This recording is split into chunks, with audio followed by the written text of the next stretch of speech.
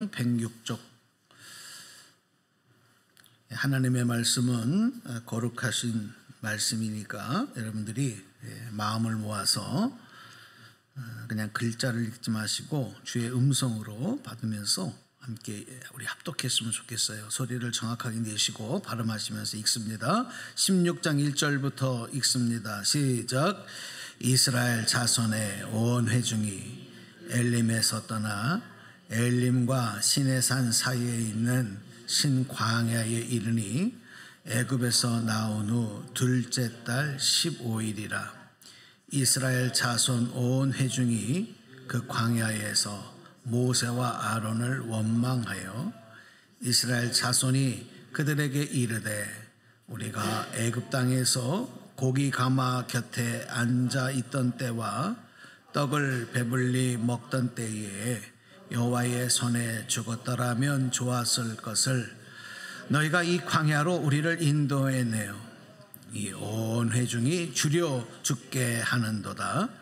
그때에 여호와께서 모세에게 이르시되 보라, 내가 너희를 위하여 하늘에서 양식을 비같이 내리리니 백성이 나가서 일용할 것을 날마다 거둘 것이라.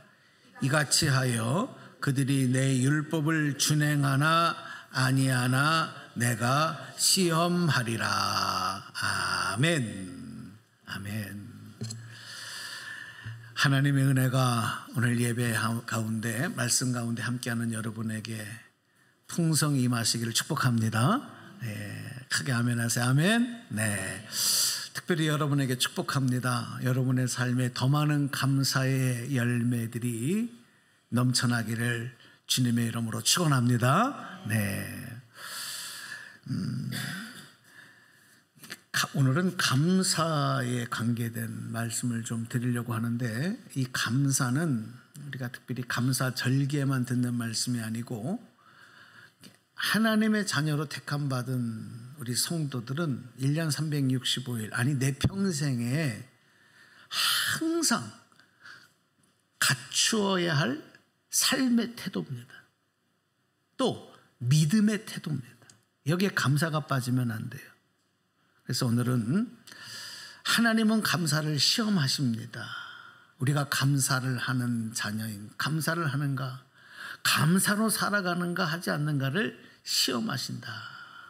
이런 주제로 한번 잠깐 말씀을 나누려고 해요. 이스라엘 백성들이 광야에서 체험한 이 변화되고 어렵고 힘든 상황, 형편, 이런 가운데서 보여준 모습, 그런 반응들은 오늘 우리 삶에도 동일하게 일어나고 있는 모습이고 반응입니다. 수천 년 전에 이스라엘 자손들을 통해서 보았던 모습이 오늘 우리에게도 동일하게 나타나고 있다.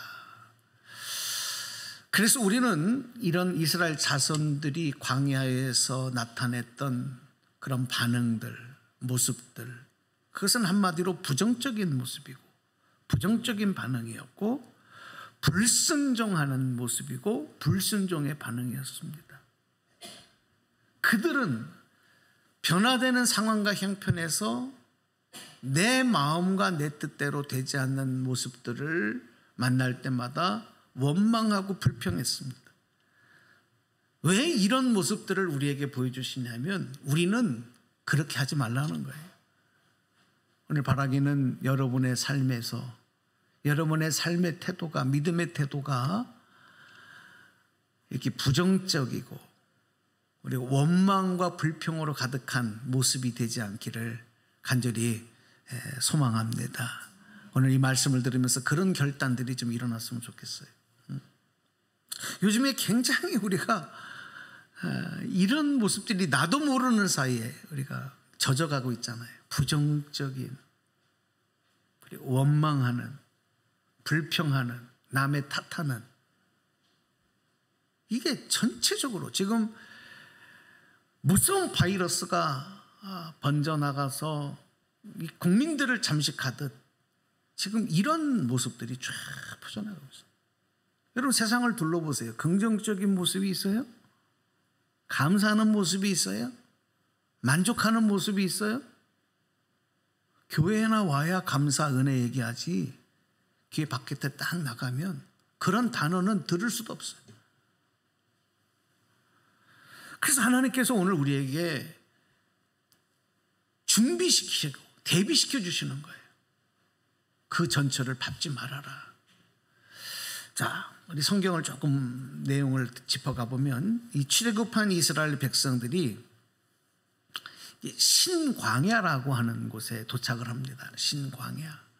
여기까지 오는 동안에 그들은 많은 하나님의 은혜와 사랑과 능력을 체험했어요. 우리가 잘 아는 하나님께서 홍해를 갈라주시고 위험에서 구원하시는 그 놀라운 역사를 두 눈으로 봤고 본인들이 체험했어요.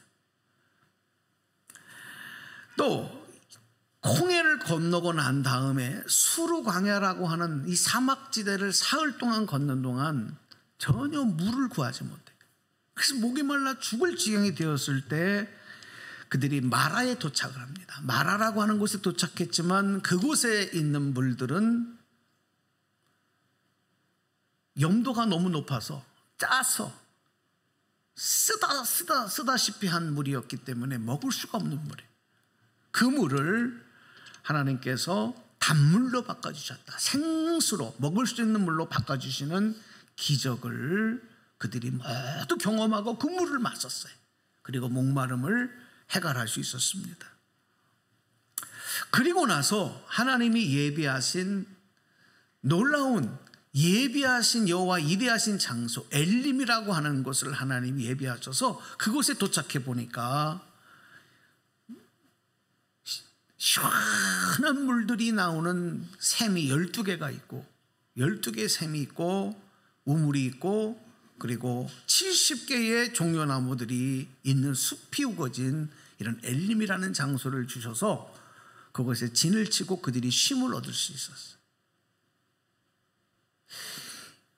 바로 이런 모습들이 이런 내용들이 이스라엘 백성들이 신광야에 도착하기 전까지 출애굽한 이후부터 경험했던 하나님의 은혜와 능력과 사랑이었던 것입니다. 다시 그 엘림을 떠나서 시내산에 이르기까지 이제 신광야에 도착해서 이제 그들이 다시 진을 치게 되는데 그 시간을 보니까 출애굽을 하고 난 다음에 2달하고 보름이 지난 시점이었어요.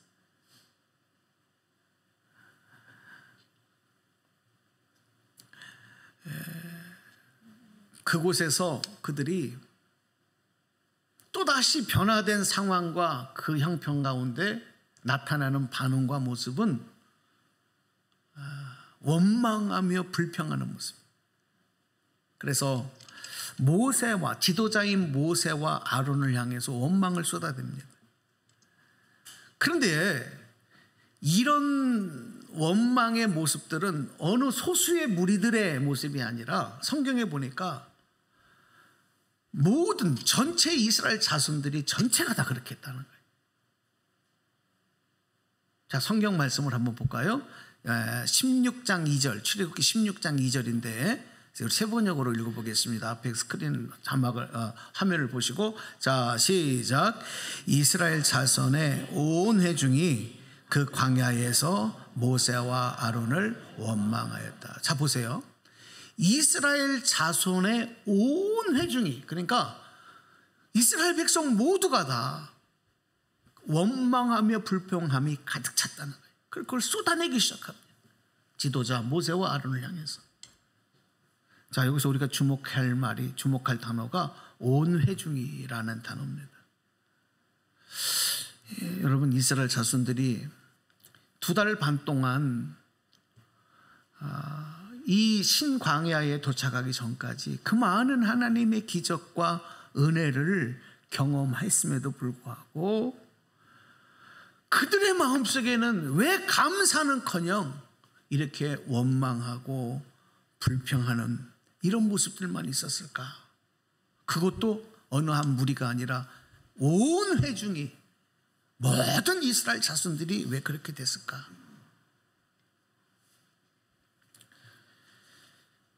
제가 이 성경을 이 부분에서 잠시 묵상을 좀 했어요. 왜 그랬을까?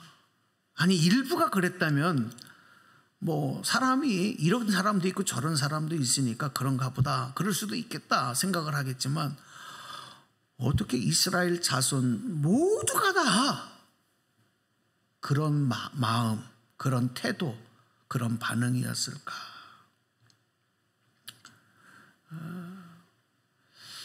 이렇게 될 수 있었던 것은 지금까지 있었던 과거의 기억들, 그 기억들이 분명히 있어요. 분명히 과거에 일어났던 일인데 그것을 자기 식대로 해석하기 시작을 하는 거죠. 그리고 지금 내 형편에 그것들을 내가 필요한 대로 적용하는 거예요. 그런데 그게 부정적인 거예요. 그리고 그것을 사회적인 이슈로 삼아요. 그리고 그것이 사실이고 진실인 것처럼 여론몰이를 해가는 거예요. 그러다 보니까 모든 이스라엘 자손들이 다 그렇게 생각을 하는 거예요. 과거에 하나님이 어떤 은혜와 어떤 사랑을 베풀어 주셨느냐 하는 것이 다 부정적인 기억이 되게 만든 거죠. 자, 출애굽기 16장 3절로 이어보겠습니다. 자, 말씀 정독하셔야 돼요. 시작. 이스라엘 자손이 그들에게 항의하였다. 차라리 우리가 이집트 땅 거기 고기 가마 곁에 앉아 배불리 음식을 먹던 그때에 누가 우리를 주의 손에 넘겨주어서 죽게 했더라면 더 좋을 뻔하였다. 그런데 너희들은 지금 우리를 이 광야로 끌고 나와서 이 모든 회중을 다 굶어 죽게 하고 있다. 그렇습니다. 오늘 이 말씀에서 나오지요. 신광야에 도착했을 때 출애굽을 하고 2달 반을 지내오는 동안에 그들은 애굽에서 나올 때 준비했던 음식이 다 떨어진 거예요. 광야라고 하는 곳에는 음식을 구할 곳이 아닙니다. 구할 수 있지 않습니다. 그것도 여러분 60만 명이 넘는, 장정만 60만 명이 넘는 수백만의 무리가 어디서 음식을 구하겠습니까? 식량이 다 떨어지고 나니까 현실적으로 큰 어려움을 만난 거예요. 그러니까 이 생명과 관계되어진 식량이 다 떨어지는, 먹을 것이 다 떨어지는 이 어려움 속에서, 배고픔의 고통 속에서 그들이 과거에 아무리 좋았던 경험들, 기억들, 하나님의 은혜와 하나님의 사랑, 하나님의 준비하심, 예비하심, 이런 거는 다 잊어버린 거예요. 다 실종돼 버린 거예요. 오늘의 배고픔, 오늘의 어려움 때문에. 그리고 감사는 사라지고 원망과 불평만 쏟아내기 시작하는 거예요. 이것이 이스라엘 전 백성들, 온 자손들의 한결같은 모습이 되어버리고 말았어요. 제가 생각을 해봤어요. 이게 어디서부터 이렇게 됐을까? 단지 식량이 떨어졌기 때문에 모두가 다 나타난 모습이었을까? 나는 이 말씀을 이렇게 묵상을 하는데 분명히 그 무리들 가운데 어떤 한 무리가, 어떤 한 사람이 말도 안 되는 궤변을 사실인 것처럼 퍼뜨리기 시작했다고 봐요. 모든 일들이 그렇게 가거든요. 성경에서 오늘 나오잖아요. 우리가 이스라엘 자손들이 노예살이를 하면서, 애굽에서 노예살이를 하면서 너무 힘들고 고통스러웠어요. 바로의 폭정 앞에서 강제 노동의 동원이 되어지고 인권이 박탈당하고 노예살이로 너무 고통스러워서 하나님 앞에 울부짖었다고 했거든요. 그 소리를 하나님이 들으셨다고 성경이 기록하거든요. 이거 애굽에서 그들의 모습이에요. 그런데 그랬던 그때를 오히려 그래도 그때는 고기 가마 곁에서 고기를 먹으며 배불리 먹을 수는 있지 않았냐. 그때가 좋았지 않았냐. 이게 뭐냐? 지금 먹을 것도 다 떨어지고 지금 너무 힘들지 않냐? 차라리 그때 그대로 내버려 두지 우리를 왜 이곳으로 데리고 왔냐? 누군가가 과거의 애굽의 삶이 더 좋았던 것처럼 궤변을 퍼뜨리기 시작하는 거예요. 그리고 사람들은 그래, 내가 지금 힘드니까, 내가 지금 배고프니까, 정말 나에게 식량이 다 떨어졌으니까 그 말에 동조하기 시작하는 거죠. 저는 이 모습이, 이런 이스라엘 자손들의 모습이 일종의 노예 근성만 남아있는 집단 최면에 걸린 이런 모습과도 동일하다, 이런 생각을 합니다. 그 원인은 뭐예요? 배고픔의 현실입니다. 어떤 어려움이 찾아오면 우리도 그렇게 될 수 있다는 거예요. 어떤 문제가 내 앞에 생기게 되면 과거에 하나님이 나에게 어떤 은혜를 주셨는지, 어떤 능력을 베풀어 주셨는지, 어떻게 치료해 주셨는지, 어떻게 사랑을 베풀어 주셨는지, 그거는 다 실종되고 다 잊어버리고 내 식으로 해석하게 되는, 이것이 나만 그런 것이 아니라 그 가정의 분위기가 그렇게 되는, 그 사회의 분위기가 그렇게 되는 거예요. 그 집단 체면에 걸린. 그래서 여러분, 가급적이면은 우리 부모님들은 자녀들이 있는 데서 부정적인 이야기들은 가급적 안 하는 게 좋아요. 예를 들어 회사에서나 사회에서나 바깥에 살아 인간관계에서나 이렇게 좋지 않은 일이 있었다 그러면 아이들 앞에서는 그런 얘기를 좀 피해 주는 게 좋아요. 왜냐하면요, 그 얘기가 틀린 얘기는 아닌데 그 가정의 분위기가 아이들이 성장할 때도 부정적인 영향을 받아서 그 삶의 태도가 그렇게 되어버릴 수 있기 때문에 그래요. 그리고 교회 안에서도 마찬가지예요. 교회 안에서도 가급적이면 은혜로운 얘기를 해야지 자꾸 부정적인 분위기가 점점점 번져나가게 하면 은혜를 받기가 어려워요.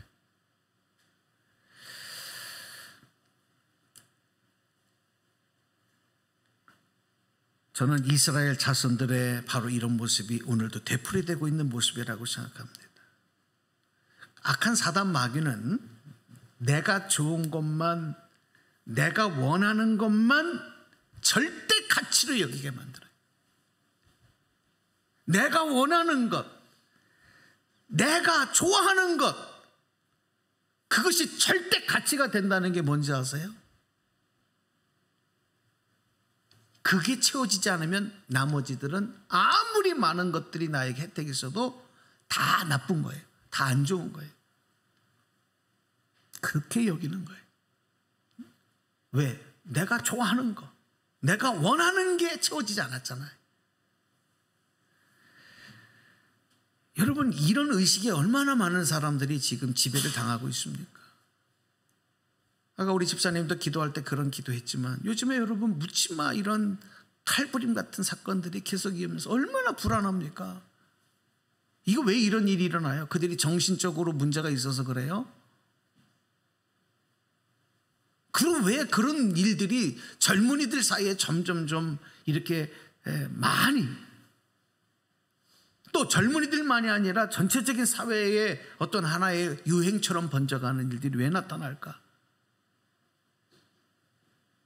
우리는 그것을 단지 하나의 사건으로만 여기는 것이 아니라 그 안에 깊숙이 자리 박혀 있는 게 뭔지 아세요? 내가 원하는 것을 얻지 못하면 이 사회는 나쁜 사회야. 내가 좋은 것대로, 내가 좋아하는 대로 되지 않으면 다 나쁜 거야. 그러니까 나하고 알지 못하는 사람들, 너희들은 죽어도 돼. 내가 불만이 있으니까. 내 불만을 채우기 위해서는 당신들이 희생을 당해도 돼. 이런 생각을 아무렇지도 않게 하는 거예요.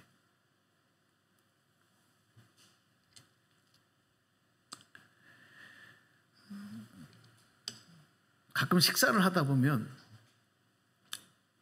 아주 그냥 식당에 반찬도 잘 나오고 음식이 아주 좋아서 그곳에 참석한 사람들은 야, 맛있다 그렇게 하고 음식을 맛있게 먹고 있는데, 야, 이 식당 정말 셰프가 대단한 사람인 것 같아, 야, 여기 정말 음식 잘하네 막 이러고 다른 사람들은 먹어요. 근데 그 중에 한 사람이 자기하고 입맛이 안 맞는 거예요. 내가 좋아하는 반찬이 없어.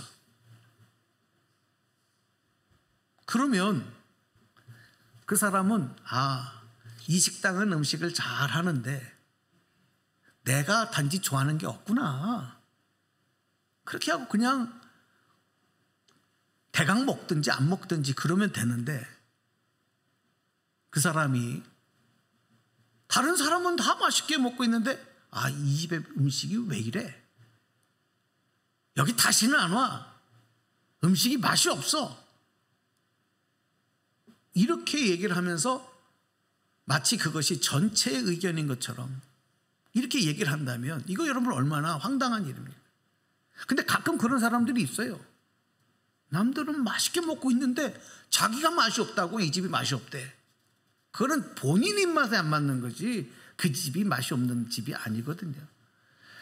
여러분, 저는요, 오늘 우리 사회, 우리 국민들이 자꾸 이런 의식, 자기 중심의 모습에 빠져가고 있는 거예요. 내가 좋아하는 것, 내가 원하는 것을 절대 가치로만 여기는 거예요. 윤리도 도덕도 필요 없어요. 내가 좋아서 하는데 무슨 얘기야.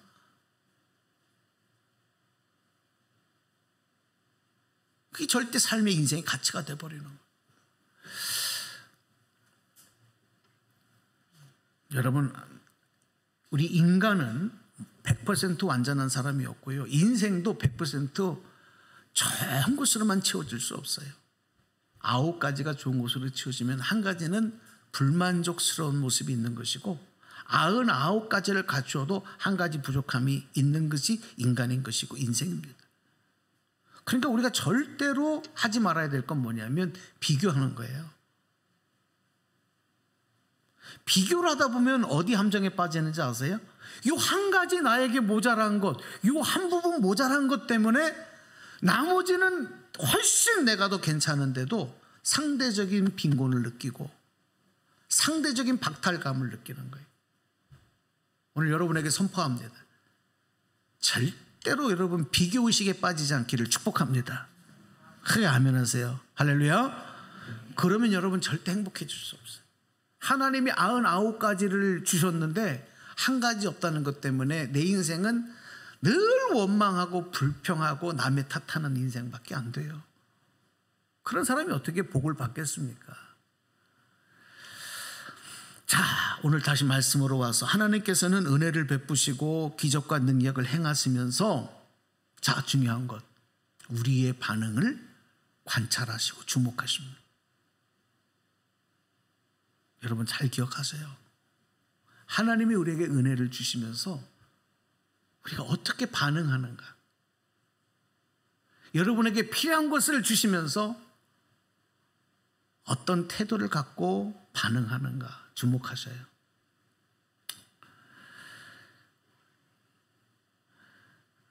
오늘 성경 말씀대로 보면은 하나님께서 필요한 것을 해결해 주시고 공급해 주시면서 하나님이 정하신 법도와 율례를 잘 지키고 따르는가 그렇지 않는가의 여부를 주목하며 보셨다는 겁니다. 이스라엘 자손들이. 그 성경 말씀에 여러 군데에 기록이 되고 있어요. 마라에서 이 쓴물을 단물로 바꿔주실 때도 하나님은 이 부분을 주목하셨어요. 자, 성경 말씀 출애굽기 15장으로 가보겠습니다. 25절인데요. 읽어보세요. 합독합니다. 시작. 모세가 주께 부르짖으니 주께서 그에게 나무 한 그루를 보여주셨다.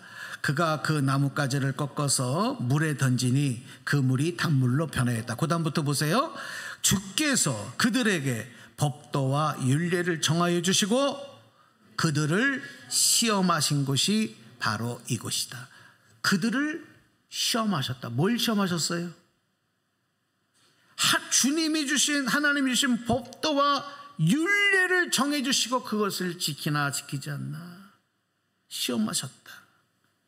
또 오늘 본문인 신광야에서 그들이 배고픔의 고통에 있을 때 하나님께서 하늘의 양식인 만나를 그들에게 허락해 주셔요. 그리고 나서 그 말씀을 보니까 하나님의 관점, 하나님 무엇을 보고 계시나 이것도 동일해요. 오늘 본문의 16장 4절을 또 보겠습니다. 읽어보세요. 시작. 주께서 모세에게 말씀하셨다. 내가 하늘에서 너희가 먹을 것을 비처럼 내려줄 터이니 백성이 날마다 나가서 그날 먹을 만큼 거두어 드리게 하여라. 그 다음에 이렇게 하여 그들이 나의 지시를 따르는지 따르지 않는지 뭐한다? 시험하여 보겠다. 이렇게 했어요. 여러분, 하나님은 오늘 우리의 삶의 태도를 보십니다.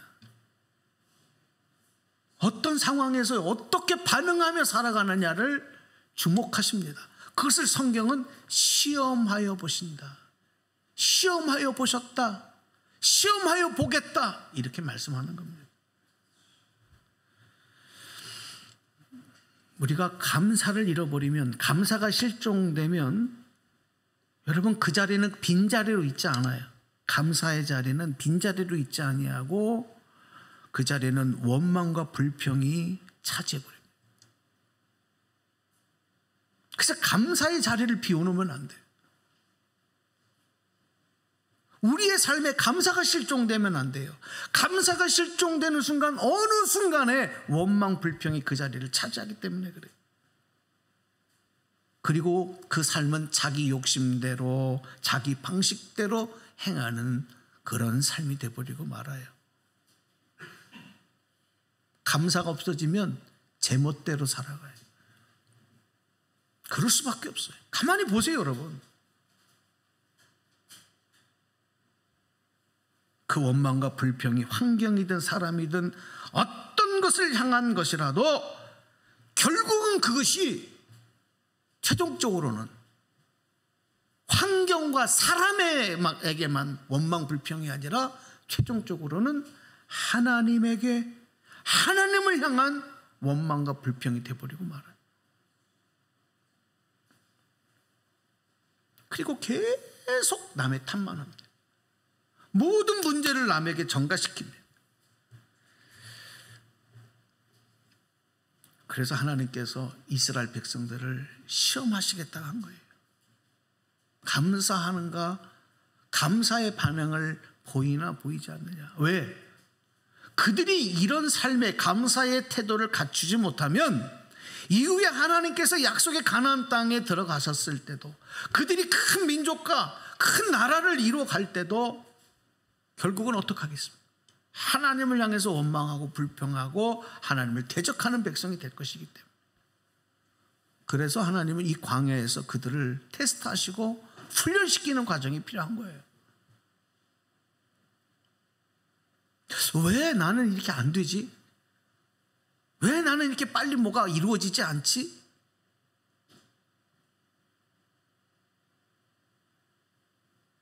하나님 여러분을 훈련시키는 거예요. 아직 안 된 거예요.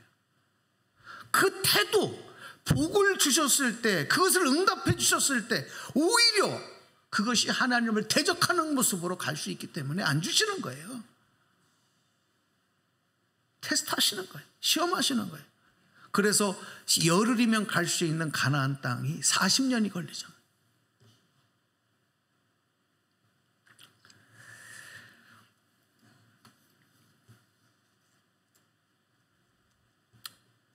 오늘 여러분, 우리 삶에는 여전히 어려움이 있어요. 부족함이 있어요. 아픔도 있어요. 실망도 있어요. 그런데 가만히 생각해 보면 그것보다 99가지는 내가 살아갈 수 있도록 이미 주신 은혜와 축복이 너무 많아요. 여러분의 지금 삶의 관점은 어디에 맞춰져 있어요?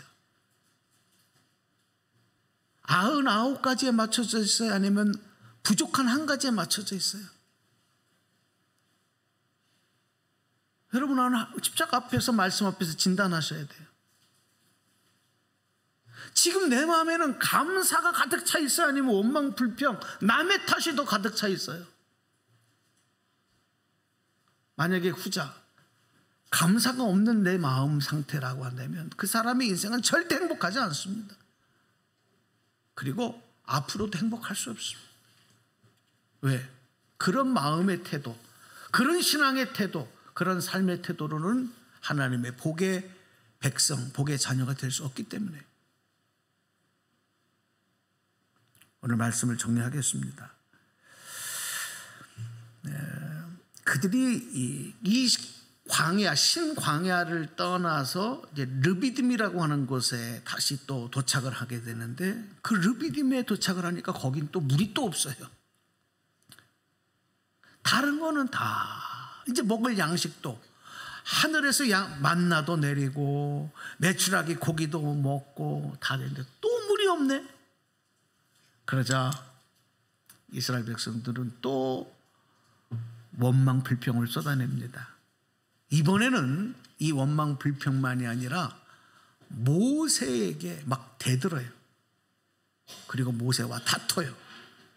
이 다툰다는 건 뭐냐면 이스라엘 자손들이 경노해서 화가 넘쳐서 모세를, 지도자 모세를 돌로 쳐서 죽이려고 하는 거예요.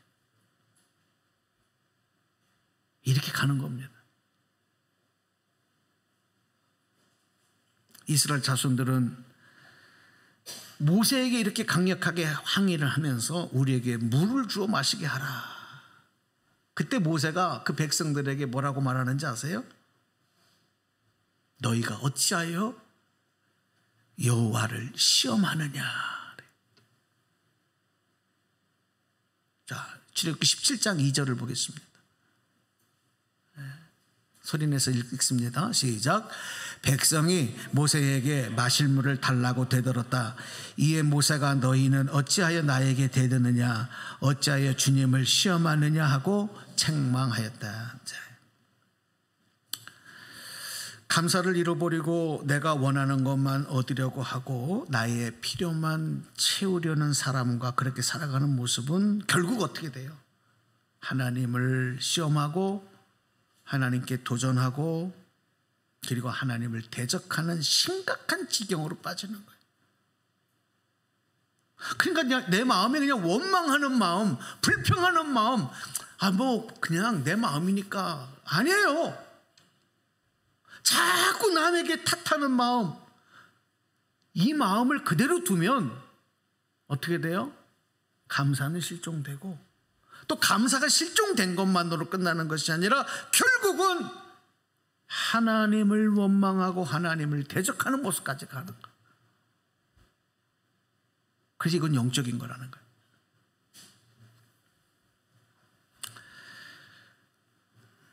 바라기는 부족함, 불편함 때문에 감사를 잃어버리는, 감사가 실종된 그런 인생 되지 않기를 간절히 소망합니다.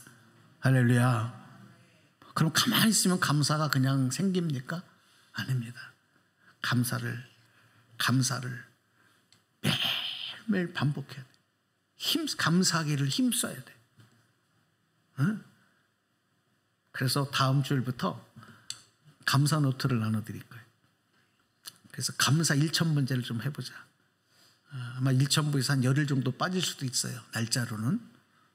추수감사주일이 되기 전까지 하루에 10가지씩 감사를 적는 거예요. 매일.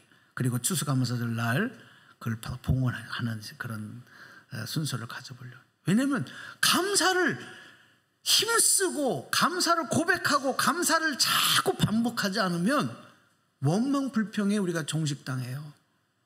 결국은 하나님의 축복의 자녀가 될 수 없어요. 오늘 이 말씀을 여러분에게 드리면서 감사하는 사람이 복을 받는 줄로 믿습니다. 감사하는 가정이 축복의 가정이 될 줄로 믿습니다. 감사하는 사회가 미래의 소망이 있는 것이고, 감사하는 백성의 나라가 이 세계를 주도하는 나라가 되는 거예요. 오늘 여러분 이 말씀 꼭 붙잡고 한 주간 말씀대로 살아가시기를 주님의 이름으로 축복합니다.